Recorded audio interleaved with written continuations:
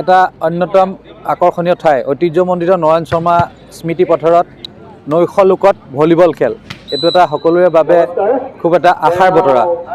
আৰু এটা কথা খুব ভাল লাগিব নয়নমণি বৈশ্যদা ভলীবলৰ লগত বহুত দিনৰ পৰা জড়িত হৈ আছে মই ব্যক্তিগতভাৱে তেখেতক জানো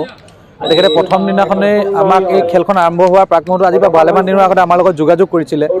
যিহেতু আমি এজন ক্ৰীড়া সংগঠক হিচাপে খেলুৱৈসকলৰ লগত আৰু খেলৰ সংগঠকসকলৰ লগত সদায় থাকিবলৈ চেষ্টা কৰোঁ আৰু আমাৰ মূল উদ্দেশ্যটো হৈছে যে গ্ৰাম্যাঞ্চলৰ চুকে কোণে সোমাই থকা খেলুৱৈ প্ৰতিভাসমূহ বিকশিত কৰি তেওঁলোকক এটা ভাল প্লেটফৰ্ম দি আগুৱাই নিব লাগে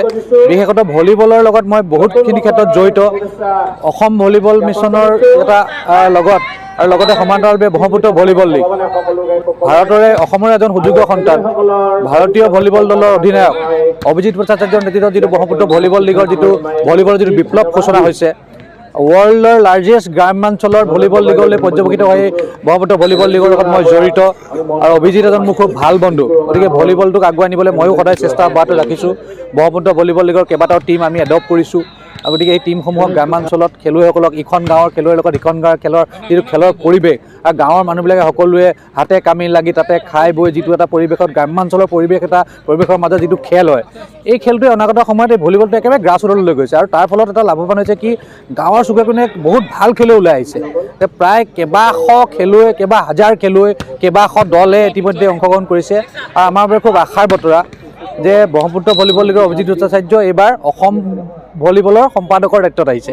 গতিকে এইসকল যিসকল ক্ৰীড়া সংগঠক খেলুৱৈ তেওঁলোকক আমি অনুৰোধ জনাম যে আমি সদায় তেওঁলোকৰ লগত আছোঁ গতিকে তেওঁলোকে নিজৰ শ্ৰেষ্ঠতাখিনি উজাৰি দি পেলাই ভালকৈ খেলিব লাগে আৰু তেওঁলোকক এটা উন্নত মানদণ্ডৰ প্ৰশিক্ষণেৰে এডভান্স কোচিং দি পেলাই আমি আগবঢ়াই দিব লাগে কেইবাটাও কোচিং কেম্প আমাৰ চলি আছে মোৰ কেইবাজনো ভাতৃ ইতিমধ্যে মোৰ লগত যিকেইজন যুৱ বন্ধু আমি একেলগে বিভিন্ন কামত থাকোঁ ভলীবলৰ কেইবাজন ৰিকগনাইজ কোচ আছে বকুল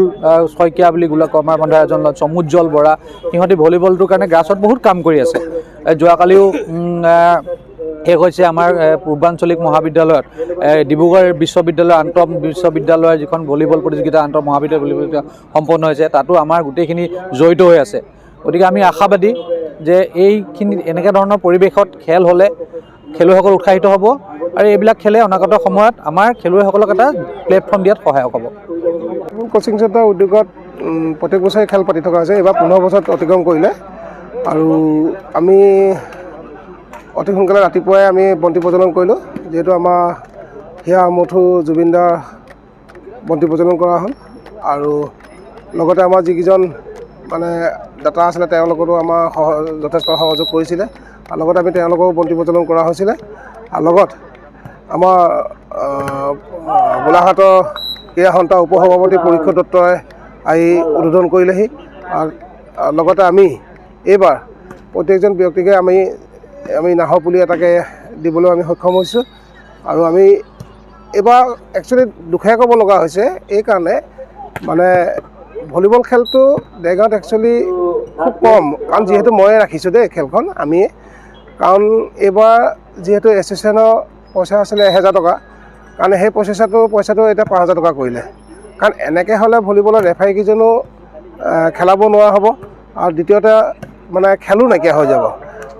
আমি এইকাৰণে চিন্তাত পৰিছোঁ যে অহা বছৰলৈ খেলখন পাতিম নে নাপাতিম কাৰণ যদি প্ৰত্যেকটো বস্তুতে চব পাৰ্মিশ্যন যদি পইচাবোৰ বঢ়াই গৈ থাকে কাৰণ আমি চবৰ পৰা এটুপকৈ লৈ পেলাইহে খেলখন পতা হয় সেইকাৰণে আজি এই 15 বছৰত ভৰি দিলে আৰু তেনেকৈ আমি কষ্ট মষ্ট কৰি খেলখন পতা হৈছে যিহেতু এইবাৰ টীম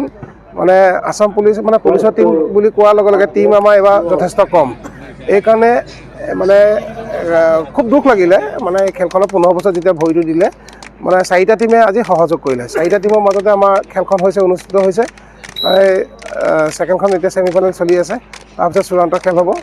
তাৰপিছত এতিয়া ঘটনাটো হৈছে কি মানে আগতে যেনেকৈ খেলখনৰ উৎসাহ আছিলে এই বছৰ মানে একচুৱেলি উৎসাহটো আমাৰ অকণ কমি গৈছে কমিটিখনৰ এইকাৰণে কমি গৈছে প্ৰত্যেকটো বস্তুতে পাৰ্মিশ্যন ল'ব লগা হ'ল সেইকাৰণে যথেষ্ট কষ্ট হৈছে কাৰণ আমি এপদ দুপদকৈ তুলি পেলাই আমি খেলখন পতা হয় আৰু সেই হিচাপে আমি খেলখন আজি ৰাইজে কৈছে ভাল হৈছে বুলি হ'লেও মই ভাবোঁ ইমান ভাল হোৱা নাই কাৰণ যেনেকৈ যোৱা বছৰ যিমানটো ভাল হৈছিলে এইবাৰ ইমানটো ভাল হোৱা নাই আমি এটাই কথাই ভাবোঁ যে খেলখন আমাক ধৰি ৰাখিব দিয়ক কাৰণ দেৰগাঁৱত খেল ভলীবল হিচাপে দেৰগাঁৱত নাই, কাৰণ দেৰগাঁও ভলীবল কোচিং চেণ্টাৰ ৰাখিছে। আমি এটাই খেল বিভাগৰ মহোদয়ক এটা কথাই অনুৰোধ কৰিছোঁ, যাতে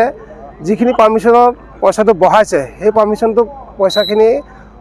কমাই দিয়ক। আগত যিটো আছিলে সেই পইচাটোকে ৰাখক, তেতিয়া ৰেফাৰীকেইজনো সন্তুষ্ট হয়, কাৰণ ৰেফাৰীকো আমি অনাৰ লগে লগে পইচা দিবলগীয়া হয়। কাৰণ এতিয়া যদি পাৰ্মিশ্যনৰ নামত যদি আমি পইচাখিনি দিবলগীয়া হয় সৰহকৈ, তেতিয়া আমি ৰেফাৰী আনিবলৈ অকণ কষ্ট হয়, যথেষ্ট দিবলগীয়া হয়। খাদ্যৰ পৰা ধৰি এইবাৰ এতিয়া আমি একচুৱেলি দেৰগাঁও ভিত্তিতে কৰা হৈছে। আগতে আজি 2-3 বছৰ আগতে আমি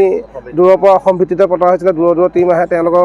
অহা যোৱা ভাড়া, কণ্টেক্ট মানিৰ পৰা ধৰি খোৱা বোৱা থকা পৰা ধৰি সকলোখিনি দিবলগীয়া হয়। এইবাৰ আমি এই পাৰ্মিশ্যনৰ ক্ষেত্ৰতে যথেষ্টখিনি কষ্ট হোৱাৰ কাৰণে এইবাৰ আমি দেৰগাঁও ভিত্তিতে অনুষ্ঠান কৰিবলগীয়া হ'ব।